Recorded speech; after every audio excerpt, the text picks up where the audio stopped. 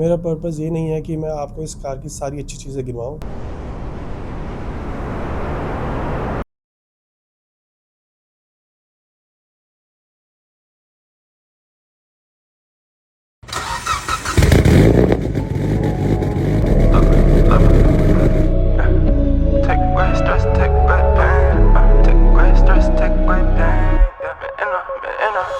Me not forward, me not freeze when the pressure come.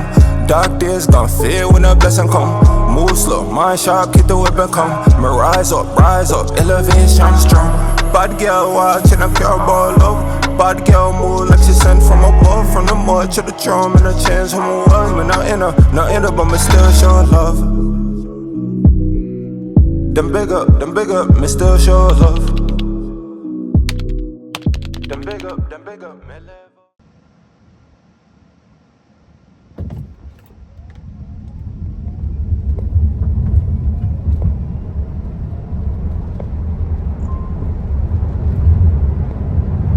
Me not forward, me not freeze when the pressure come. Dark days gone fade when the blessing come.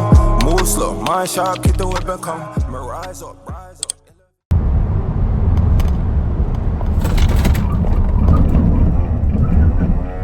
Me not forward, me not freeze when the pressure come. Dark days gone fade when the blessing come. Move slow, mind sharp, keep the weapon come.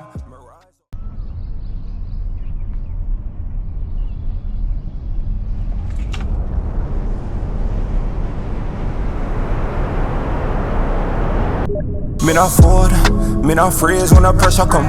Dark days gone fade when the blessing come. Move slow, mind sharp, keep the weapon come. This is the MG Windsor EV। I am pretty sure काफ़ी सारे enthusiast को ये गाड़ी देखने में समझ में भी नहीं आएगी और पसंद भी नहीं आएगी, पर ये MG की सबसे ज़्यादा बिकने वाली कार है। तो देखते हैं ऐसा क्यों है।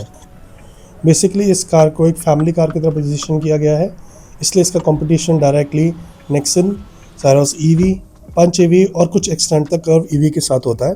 और स्टिल ये उन सब में से सबसे ज़्यादा कैबिन स्पेस आपको ऑफर करता है। सबसे पहले बात करते हैं मोटर की। इसमें मिलता है 100 किलोवाट यानी 136 PS का PMS मोटर, जो प्रोड्यूस करता है 200 newton meters of instant torque. इसके साथ आती है 38 किलोवाट आवर की बैटरी और इसका क्लेम्ड रेंज 332 किलोमीटर्स है। EV होने का ऑब्वियस एडवांटेज ये है कि 100% ऑफ द टॉर्क आपके पास पेडल प्रेस करते ही अवेलेबल होती है। हमारी टेस्टिंग में इसने 0 to 100 9.92 सेकेंड्स, 20 to 80 5.85 सेकेंड्स और 100 to 0 ब्रेकिंग 2.73 सेकेंड्स में की है। लेकिन मेरे लिए ज़्यादा इंटरेस्टिंग नंबर है रियल वर्ल्ड रेंज। मैंने ये कार एक लॉन्ग टर्म ओनर से बोरो की है और उनको रेगुलरली इसकी रेंज सिटी में 200 किलोमीटर्स की मिल रही है। ऑब्वियसली रेंज आपकी ड्राइविंग स्टाइल, ट्रैफिक और कंडीशंस पे डिपेंड करेगी, बट एटलीस्ट एक लॉन्ग टर्म ओनर के पर्सपेक्टिव से आपको एक फेयर आइडिया मिल जाएगा कि आपको इससे क्या एक्सपेक्ट करना है। एक चीज़ मैं यहाँ क्लियर कर देना चाहता हूँ, मेरा पर्पज़ ये नहीं है कि मैं आपको इस कार की सारी अच्छी चीज़ें गिनवाऊँ और बताऊँ क्यों आपको ये कार खरीदनी चाहिए। मैं एक्चुअली ज़्यादा इंटरेस्टेड हूँ ये बताने में कि कार में प्रॉब्लम्स क्या हैं। कार के फ़ायदे जब आप डीलरशिप में परचेज़ करने जाते हैं आपको सारे गिना दिए जाते हैं, पर मैं यहाँ पे इसकी प्रॉब्लम्स को लेके काफ़ी वोकल रहूँगा। अब इसी पर्सपेक्टिव से बात करते हैं कैबिन की। सबसे पहले screen quality is really good. Screen काफ़ी बड़ी है, शार्प है और विजुअली कैबिन को डेफिनेटली एक मॉडर्न लुक देती है। बट यहाँ पे एक प्रॉब्लम है, almost everything is controlled from the screen itself. और मेरा मतलब ऑलमोस्ट एवरीथिंग ही है। Basic functions like headlights, ORVM adjustments और काफ़ी सारी ऐसी चीज़ें आप सिर्फ कंट्रोल स्क्रीन से ही कर सकते हैं। और जब सब कुछ प्रॉपर्ली वर्क कर रहा है तब ऑब्वियसली कोई प्रॉब्लम नहीं है। पर अगर आप थोड़ा प्रैक्टिकली सोचो तो एक ऑब्वियस इशू यहाँ पे है। अगर ये स्क्रीन हैंग हो गई, क्रैश हो गई या प्रॉपर्ली रिस्पॉन्ड नहीं कर रही तो आप कार के काफ़ी बेसिक फंक्शनैलिटीज़ एक्सेस नहीं कर पाएंगे।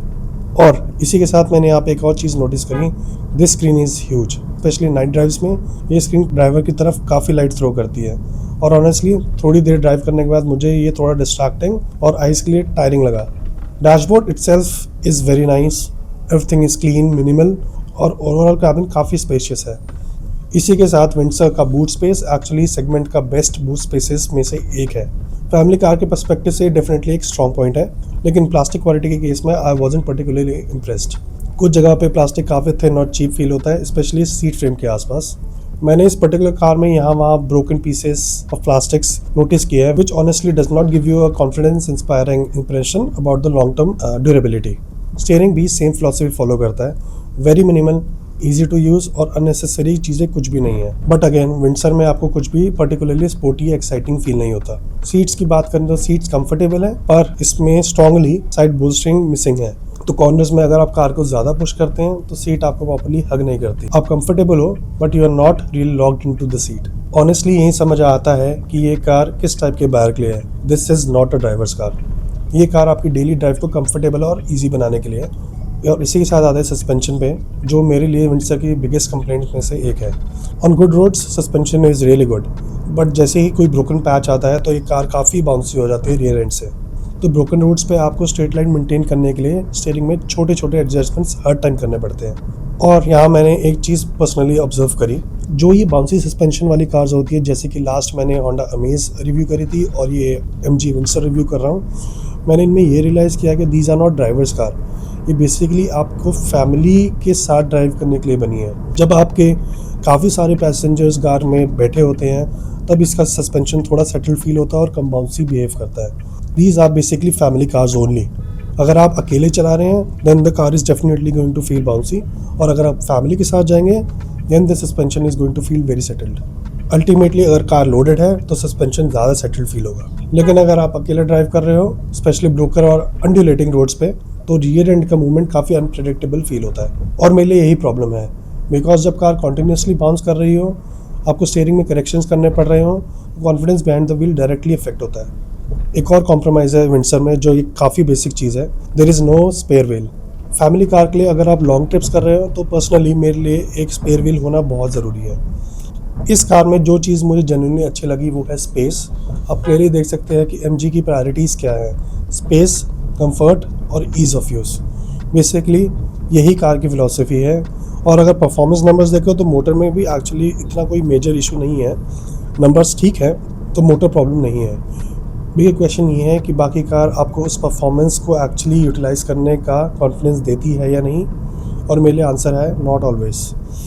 बैड रोड्स पे बाउंसी सस्पेंशन है, स्क्रीन पे एक्सेसिव डिपेंडेंसी है, कंपैरेटिवली वीक AC है, प्लास्टिक क्वालिटी चीप है, स्पेयर व्हील मिसिंग है। ये वो चीज़ें हैं जो मुझे सबसे ज़्यादा नोटिसेबल लगी। अब फाइनल डिसीजन पे जाने से पहले मैंने सिर्फ अपने एक्सपीरियंसेस के बेसिस पे ओपिनियन नहीं बनाए हैं। मैंने रेडिट पे मल्टीपल विंडसर ओनर्स से उनका एक्चुअल ओनरशिप रिव्यू पूछा और मुझे काफ़ी इंटरेस्टिंग रिस्पॉन्सेज मिले। मैंने उनके रिव्यू स्क्रीन पे आपके रेफरेंस के लिए डाल दिया है, आप चाहे तो पॉज करके पढ़ भी सकते हैं। और अगर आप इस डिस्कशन को डिटेल में देखना चाहते हो तो इस रेडिट पोस्ट का लिंक मैंने डिस्क्रिप्शन में भी डाल दिया है। आप डिटेल में डिस्कशन देख सकते हो और अपना एक जजमेंट बना सकते हो। Finally, should you by the MG Windsor? अगर आपको स्पोर्टी कार चाहिए जो कॉर्नर्स में शार्प फील करे या स्टीयरिंग के पीछे आपको प्रॉपर इन्वॉल्वमेंट दे, then this is not your car. Sporty होने का मतलब ये नहीं कि 0 to 100 आप कितने कम सेकंड्स में आप अचीव कर रहे हैं, उसमें और भी फैक्टर्स इन्वॉल्व होते हैं। पर अगर आपको एक स्पेशियस, कंफर्टेबल और रिलैक्स कार चाहिए और majority of the driving city में होती है, देन विंडसर काफ़ी सेंस बनाती है। और अगर कंपेयर करें इसके कंपेटिटर से, Tata curve, Tata Nexon, Cyrus, उन सब में से आपको इस सेगमेंट में सबसे ज़्यादा स्पेस देगी, तो दिस डेफिनेटली मेक सेंस। लेकिन क्लियरली इसमें जो चीज़ें मिसिंग है वो है good plastic quality, sound dampening की कमी है, सस्पेंशन सिंगल ड्राइवर के लिए बेटर हो सकती थी, स्क्रीन पे डिपेंडेंसी, तो ये कुछ चीज़ें हैं जो बेटर हो सकती थी। But at the same time you get spacious cabin, comfortable seats, segment leading boot space, decent performance और generally easy to drive EV। Car की फिलॉसफी काफ़ी क्लियर है, it's built to keep you comfortable, not to keep you excited. और अगर आप exactly ये चीज़ ढूंढ रहे हैं then MG Windsor definitely consider करने लायक है, क्योंकि सेगमेंट में इसके कॉम्पिटिटर्स जो हैं वो इतना स्पेस प्रोवाइड नहीं करते जितना स्पेस आपको विंडसर प्रोवाइड करती है। आज के लिए बस इतना ही। अगर आपको रिव्यू पसंद आया हो तो शेयर और सब्सक्राइब ज़रूर करें। मैं हूं नितिश और आप देख रहे हैं मोटरजैक। मिलते हैं नेक्स्ट रिव्यू में, तब तक के लिए ड्राइव सेफ।